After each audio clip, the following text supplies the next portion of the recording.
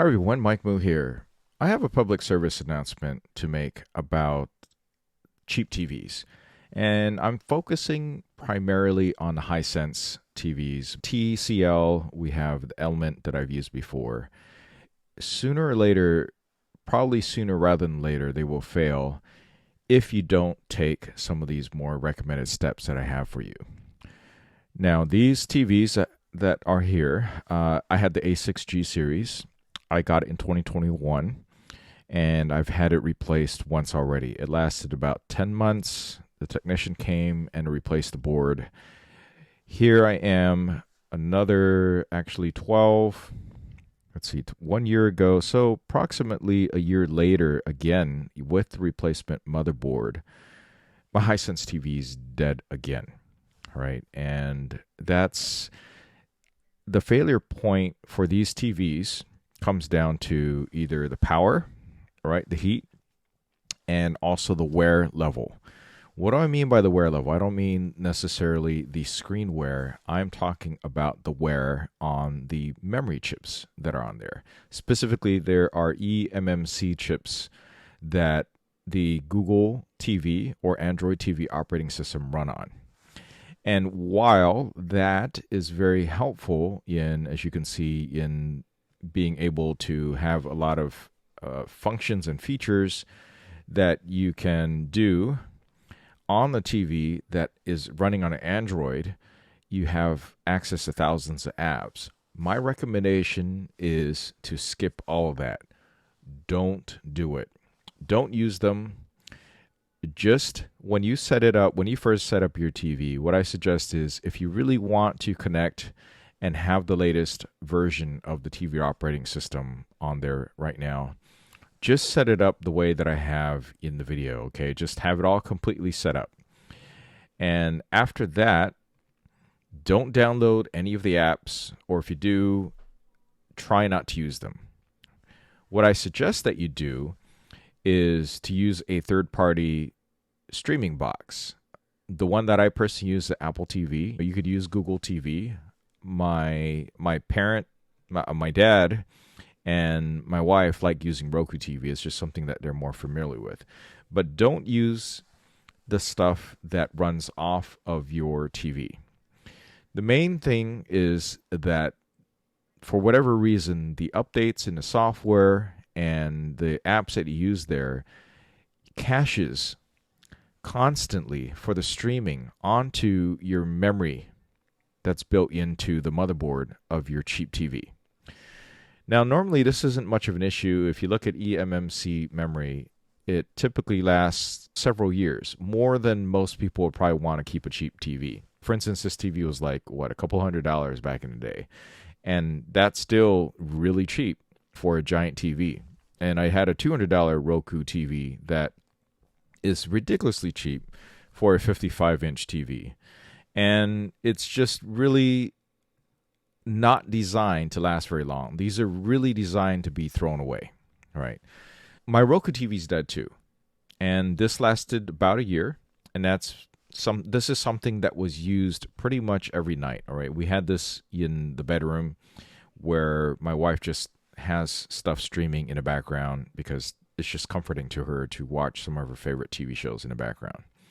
It's dead. It is dead because of the wear on the memory. All right. The caching, it caches locally onto the memory and then it plays it back. It smooths out the playback because you're streaming all the time. So it's dead. The best way to prevent all this, of course, is number one, in terms of protecting your power, get a good UPS. Get one that is a true sine wave UPS and connect your devices to it. All right. So that protects you against a lot of the power. All right. Number two, make sure that it doesn't get too hot back there. That's something that you're going to have to judge yourself with a thermometer. If you live in a very hot and humid environment, that's pretty much the worst thing you could do for most TV sets. Okay, so that's just something that you're going to have to contend with. Make sure there's plenty of ventilation around.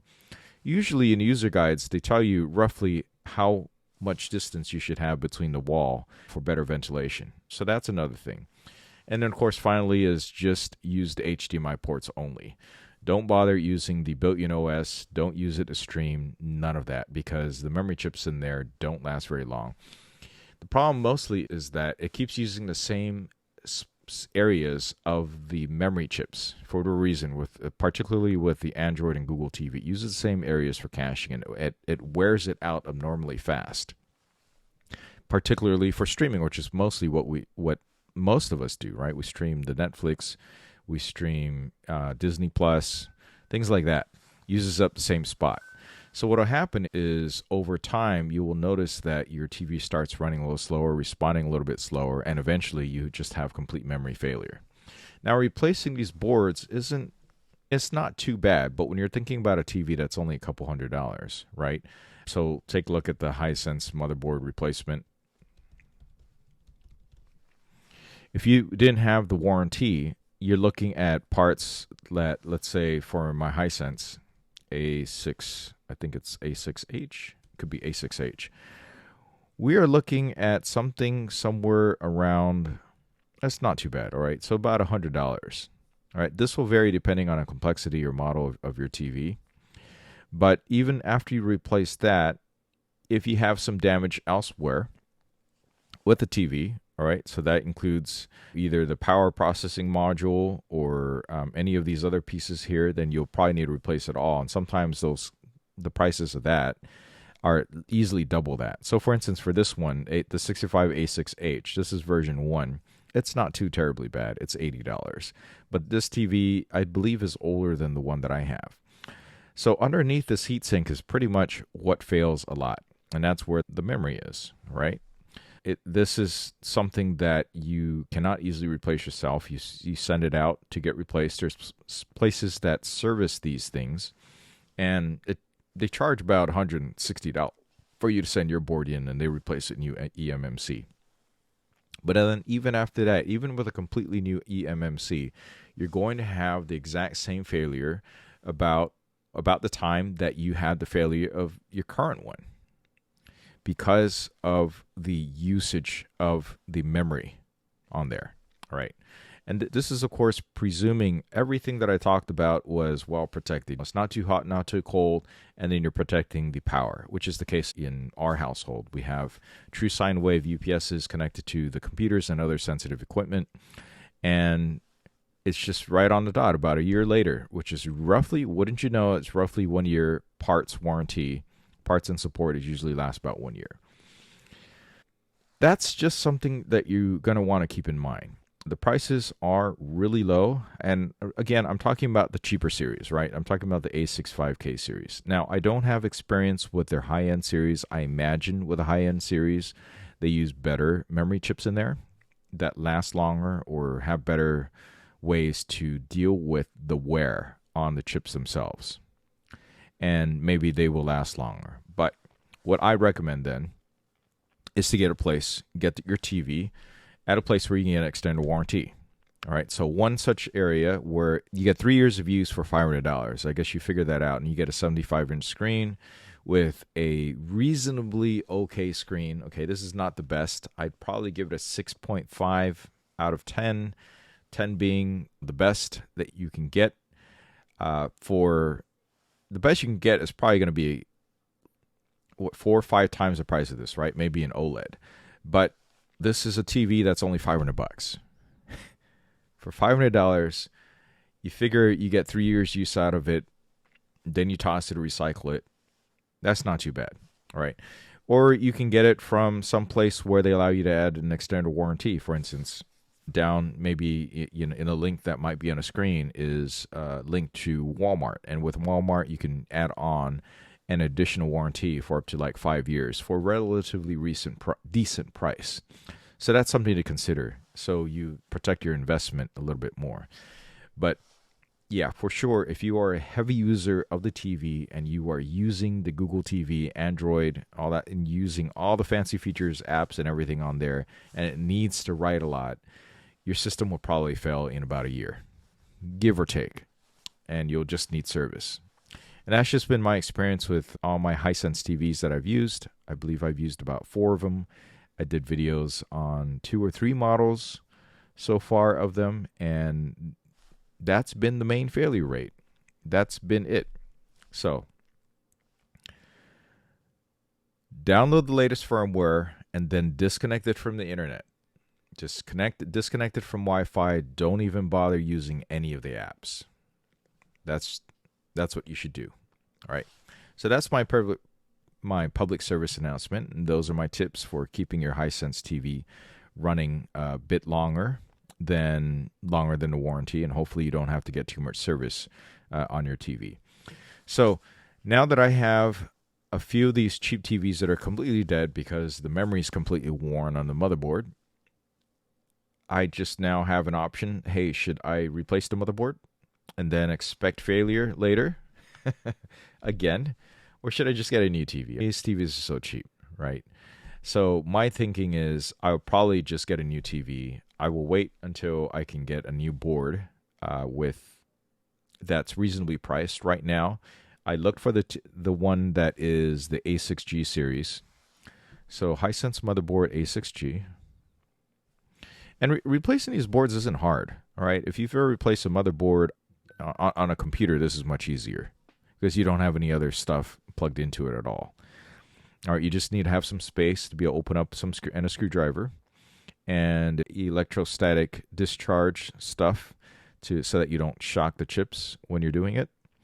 And you can be basically done in less than half an hour, even without power tools. You don't even need power tools.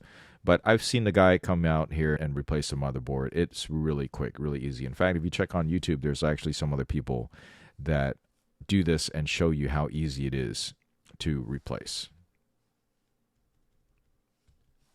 Let me take a look and see what the pricing is right now. And you'll definitely need to match it. All right, there's different versions of the board, so you're going to have to open it up anyway and take a look and match the board so that it matches with all the other components and everything.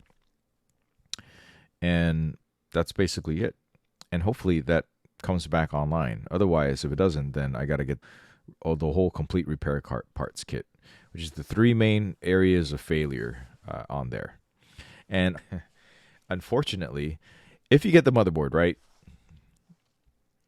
and your problem was that you had bad power that came into your Hisense, fried everything, right? And then you get a new motherboard, you stick that in there, you power back on, sooner or later, probably sooner rather than later, because you got the bad power supply now that's sending out bad power, you're going to fry this too. So then you have these two things that are both fried, potentially this. Then it comes down to, all right, now you got to replace all of these at the same time. So if your issue is poor power, like right now in California, we've got the torrential rainstorms. We have a lot of power brownouts. That's going to fry a lot of these TVs. And it's going to kill a lot of them because this is not fancy circuitry here. It is not very well protected. Right? This is why you need to get those UPS power supplies. I think I've done a number of videos on UPS power supplies already. But yeah, you want to get them. Cheap places, I'll have some shop links down below for some. I like to pick some up at Costco. Don't get the cheapest one. And you want the one that has not the modified sine wave, but the true sine wave. This power supply, UPS power. Okay, so here's one. Here's a true sine wave. So you're looking at about $200, give or take. And you'll want the true sine wave output power for sure. You want the clean power to go through when or if you have a power outage or brownout or lightning strikes. And even though you might not live in an area, I haven't lived in an area that is prone to lightning strikes. But the one time that I did, it really just fried everything. Everything that wasn't connected to a UPS, it just fried it. Our oven, our smoke detectors, none of that stuff's protected from it. So protect what you can, or that you can't afford to lose or don't want to have to replace. Get one of these, plug everything in there. Make sure you plug it into the UPS battery backup side, the surge and battery. The surge is only good if you get a surge from powers coming in and out and lightning strikes, etc. And keep an eye out for the wiring fault. Make sure everything's well grounded as well. I know some old households don't have grounding on there, and that's where you probably need to hire an electrician to get all your circuitry correct. All right, I think that's it. That's really what you want to know about the Hisense and the other cheap TVs. Now, I'm going to be trying a TCL TV that is also on the cheaper end. It's not the lowest end. I think I'm trying a Series 6 I know I posted about what kind of TV I'm going to try next, and a lot of people said, "Hey, get the LG, get the Samsung." I I might eventually get to that point, but frankly, these cheaper ones are pretty decent, and with an extended warranty, not bad at all. Not bad at all. And I prefer to have a bigger size TV and a better sound system, which I already do, versus having the fanciest TV available at this time. But if I come up with a really good deal, I'll try it out and I'll do a video on whatever it is that I pick and choose. Hopefully this is helpful to you, and hopefully you learn something from this, particularly for us regular people who get the cheap TV deals. Okay, that's it for this video. Please give this a like, subscribe for more. Catch you next one.